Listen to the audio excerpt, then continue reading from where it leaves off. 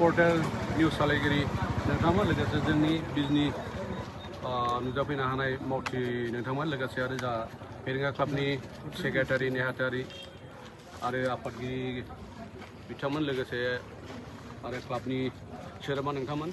जों दिनै बे हाबाफारिखौ लानायनि थांखियानो बेनोदि जोंहा दाखालि हराव जोंनि फेरेंगा क्लाबनि आगुनि नेहाथारि आरो दा बर्तमान बिथाङा फेरेंगा क्लाबनिनो सासे लेङाइ आफादगिरिमोन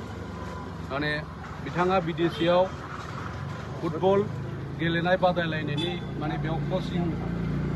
माने सोलिगासिनो दङ बे कचिं माबायाव बिथाङा बाहागो दायित्व मोननाय हिसाबै बिथाङा गेलेगिरि बिथांमोनखौ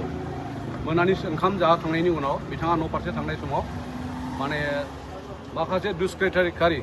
माने दुथां आखुनि मानसिफोरा बिथांखौ गाज्रियै गाग्लोबनानै जि बिथांनि जिउ फोजोबनाय बेखौ जोङो निन्दा होनायनि मुङाव